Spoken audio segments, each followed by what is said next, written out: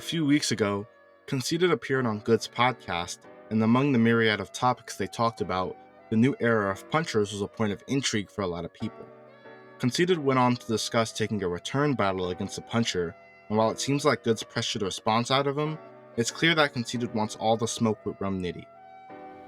No. Don't sugarcoat it. Do you think you could beat Rum Nitty? Yes or no? I don't want no in between, no gray area. Do you think you could beat Rum Nitty? Are you gonna beat him? Are you gonna beat him? Yes, okay. Yes. Are you gonna beat him? This whole thing sparked a discussion on whether Conceited and other older battle rappers are too outdated for today's punchers. There's been multiple blogs talking about this whole situation, but to understand how battle rap has changed, I think we need to analyze how punching has evolved over the years, and that's the topic of this video.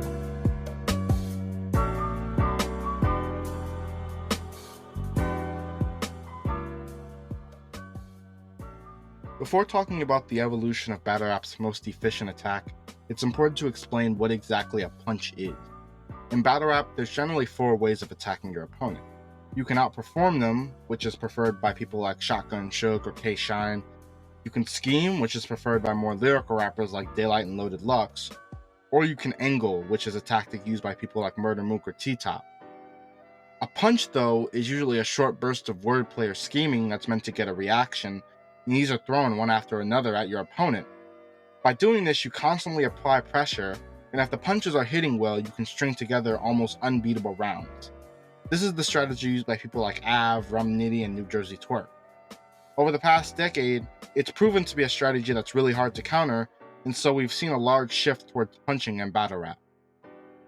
One well-known rapper himself is even known for his moniker. Title down, nigga, every fucking bar. One of the main reasons for this is the shortening of punches in the new class. For many of the older legends, each punchline came with a 3 or 4 bar setup. You did have your exceptions like B Magic and Conceited sometimes, but the new era is defined by 2 bar and sometimes 1 bar setups. This is shown by someone like Av, who is known for having short, rapid punches. The style is very effective because it's low risk, high reward. If a crowd isn't feeling a bar, that's fine. Av was already on his way to the next bar anyway. That's why it's so advantageous. The setups for these punches are so short that it allows Av to dump so much more material than a lot of his opponents. And unless you can keep up with his pace or sidestep his strengths with angles, it's really hard to keep up with him. If we look at his battles, it's clear to see that many opponents just aren't ready for the onslaught.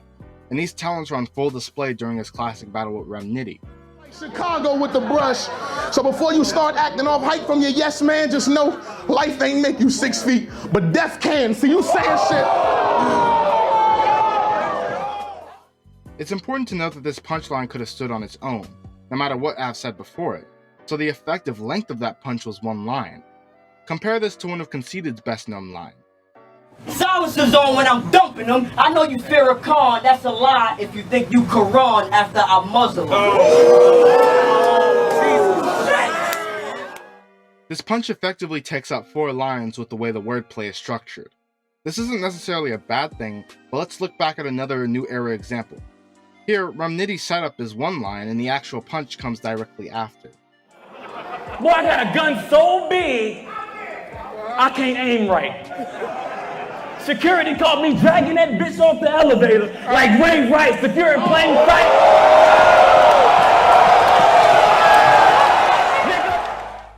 So while the longer setups aren't necessarily bad, it does take up a lot more space to get punches off. And if some of those 3 or 4 bar setups don't hit like you want them to, that's a lot of wasted time and dead space. Along with punches being more frequent, the density of wordplay is also far better.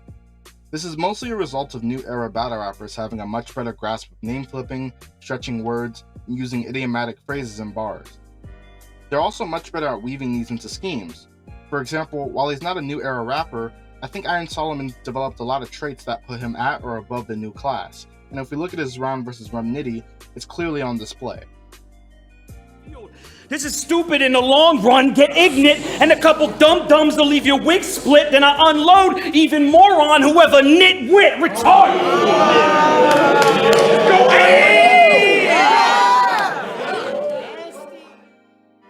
Not only is Iron doing a scheme here, but he's also using a name flip to back it up, and it even connects with the punch that came before it.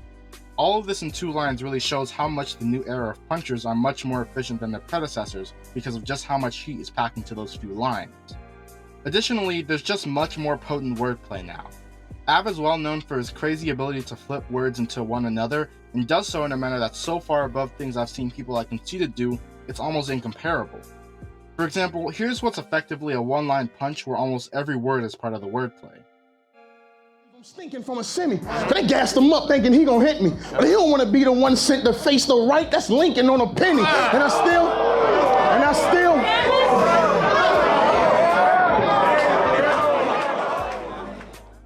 Notice how so much of the actual punch is enclosed in the last line, and this bar density not only looks good on camera, but it also plays back into the frequency of punches.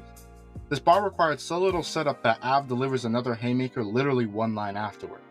People like New Jersey Twerk and Av have stretched words to the absolute limit, and this has allowed them to use wordplay to create short schemes that break up the punches in their rounds.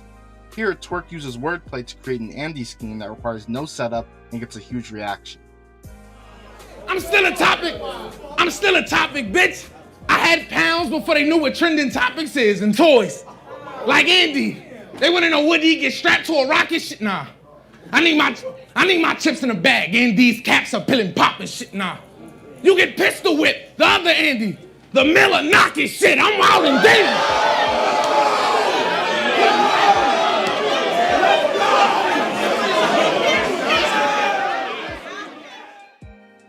These moments of brilliance blur the lines between punching and lyricism in a way that engages crowds due to subversion of expectation. The crowd is expecting a punch here, but when the last part of the scheme hits, I think the crowd finally realizes what Twerk is doing, and he gets more of a reaction for it. I think this is something we're starting to see a lot more of in battle rap as a whole. It's not just enough to punch anymore. You have to have a diverse skill set to set you apart from the rest. This has most recently been seen in Volume 7. While Av had a good performance, DNA looks incredibly different just because of how many battling styles he's mastered. Battle rap is becoming more and more about being good at many things instead of masterful at one thing. Over the years, we've seen Rum Nitty stretch into a more lyricist-like style, experimenting with different flows and scheming. On the other side of the coin, DNA has heavily leaned into angling to influence how he punches. Times have changed, and so has battle rap, and I'm not sure some of the legends can keep up. We've already seen B Magic's decline in recent battles, and hopefully we won't see the same fate for Conceited, but I have my doubts he can come back and even beat Av, let alone Rum Nitty.